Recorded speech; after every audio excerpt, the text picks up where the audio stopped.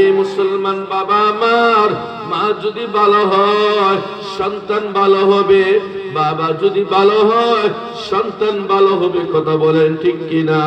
এই কথাটা বোঝানোর জন্য ছোট্ট আকারে একটা উদাহরণ দেই। আল্লাহর এক ওলি, নাম তার আবু সালেম মুসা জঙ্গি রহমতুল্লাহি আলাইহি।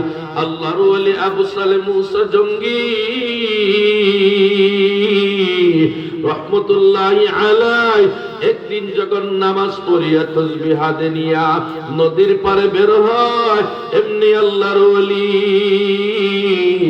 আবু সালেম মুসা জঙ্গি রহমতুল্লাহি আলাইহি তাকায়া দেখেন নদীর ভিতর দিয়া পানির ভিতর দিয়ে একটা ফল ভেসে ভেসে যায়। আল্লাহর ওলি চিন্তা করলেন, এই যে ফলটা নদীর পার নদী দিয়া ভেসে ভেসে যায়, নষ্ট না করিয়া এই ফলটা খেয়ে ফেলা দরকার। মুসলমান বাবা আমার, এমনি আল্লাহর ওলি আবু সালেম মুসা জঙ্গি রহমতুল্লাহি আলাইহি নদীর পারে গিয়া ওই ফলটা উঠাইয়া আল্লাহর বান্দা খেয়ে ফেলছেন। আল্লাহর বান্দা যখন খেয়ে ফেলেন, এমনি আল্লাহর বান্দার মনের ভিতরে একটা অশান্তি শুরু হয়ে গেল। কি খাইলাম, হারমাল খাইলাম, এই মালের ক্ষমা যদি না নেই আমি তো আল্লাহর আদালতে আসামি হয়ে যাব। কার ভয়? কথা বলে না, কার ভয়? আর জোরে বলেন, কার ভয়? এই মুসলমান লক্ষ্য করে তাকাও, আমরা যদি আরেকজনের আম চুরি করি তাইলে বলে আম চুরি করছি যে কি হইছে, আছে না নাই? কথা বলেন, আছে না নাই? অন্যজনের নাইকেল চুরি করে আরেকজন যদি জিজ্ঞাসা করে আপনি আরেকজনের নাইকেল চুরি করলেন, আল্লাহর আদালতে আসামি হয়ে যাবেন। কয় নাইকেল চুরি করছি তে কি হইছে, আছে না নাই? কথা বলেন, আছে না নাই? এই মুসলমান তাকাইয়া দেখো, লক্ষ্য করিয়া দেখো, আল্লাহর ওলি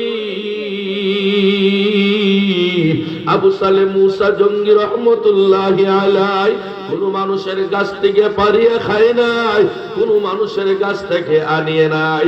আল্লাহর ওলি নদী দিয়া যখন বেশিয়া যায়, আল্লাহর ওলি চিন্তা করলেন এই ফলটা নষ্ট না হয়ে খেয়ে ফেলি। এর ভিতর দিয়ে আল্লাহর ওলি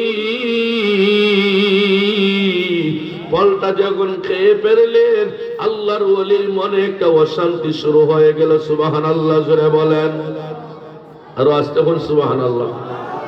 কিসের অশান্তি? অশান্তি হলো কি খাইলাম, হারমাল খাইলাম, এই মালের জন্য যদি কিয়ামতের মাঠে আমি আল্লাহর দরবারে আসামি হয়ে যাই, এই মালের মালিক যদি, ফলের মালিক যদি আল্লাহর কাছে দাঁড়িয়ে বলে মালিক আমার একটা ফল নদী দিয়া বেশি বেশি যায়, আর ওই আবু সালেম মুসা জঙ্গি রহমতুল্লাহি আলাইহি খেয়ে ফেলছে, আল্লাহর আদালতে কিয়ামতের মাঠে আমি আসামি হয়ে যাব। মুসলমান যদি বুঝান, জবাব দেন, অন্তরের ভিতরে কার ভয়? এইভাবে যখন আল্লাহর ভয় অন্তরে ঢুকলো, আল্লাহর ওলি আবু সালেম মুসা জঙ্গি রহমতুল্লাহি আলাইহি একটা ব্যাগের ভিতরে শুকনা খাবার নিয়া আল্লাহর ওলি আবু সালেম মুসা জঙ্গি রহমতুল্লাহি আলাইহি নদীর পাড়ে দিয়ে হাঁটা শুরু করিয়া দেয়।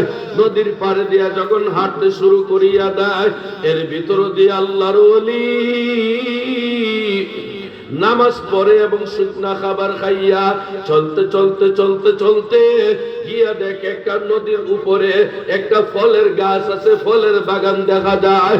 আল্লাহর ওলি আবু সালেম মুসা জঙ্গি রহমতুল্লাহি আলাইহি ওই ফলের বাগানের ভিতরে ঢুকলেন।